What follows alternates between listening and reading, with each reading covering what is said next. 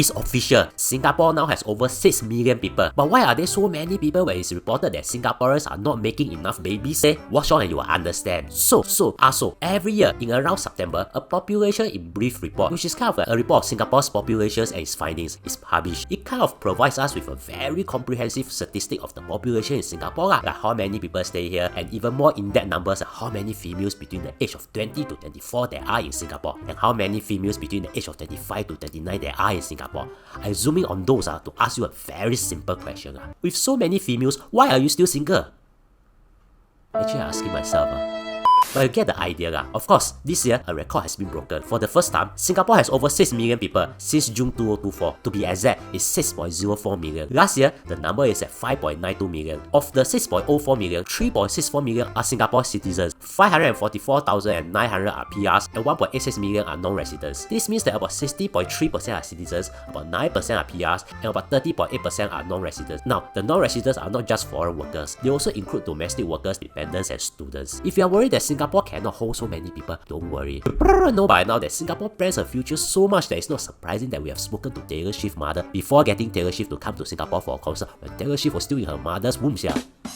Back in 2013, Singapore has a guide called the White Paper to kind of plan that should Singapore have a population of 6.9 million by 2030, we have enough infrastructure to support it. So, with the infrastructure ready, this begs a question then. How did we manage to grow our population when we have been reading reports about record low birth rate? For a start, our citizen population did grow by a low rate of 0.7%. But the key growth is from non-resident population at 5% from last year. And now, I bet you're asking this. Why need to grow the non-resident population? Simple. Because there's a need for more foreign workers to do more essential jobs that citizens don't do. These are jobs like caregiving jobs, construction jobs, etc. etc. I thought nowadays jobs are being displaced by AI. Yeah, when did I say that the increase in foreign workers in Singapore are humans? The AI workers still need quota or not?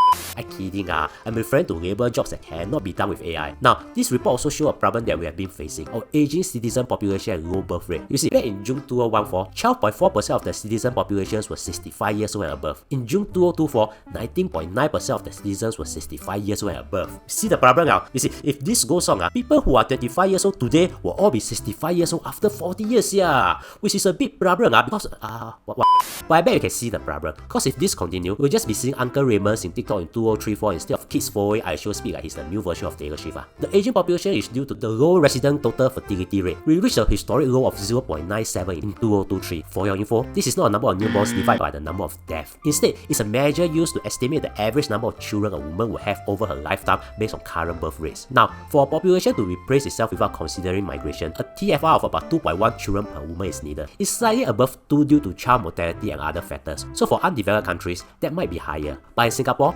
2.1 should be enough. Just for context, back in 1960, it was 5.8. It hit below 2.1 in the mid-70s and has always been below 2.1 since then. Now, the report also shows many other interesting things, like what are the percentage of singles are in your age band, so that you can say this to auntie when she asks why you're still single at 32 years old. You see, based on statistics, 36.5% of women are single in 2023. I'm just part of the 36.5%. Oh, Alan, don't believe it, 46.7% of guys are single, so based on statistics, it's actually easier for you to find a boyfriend, like you idiot.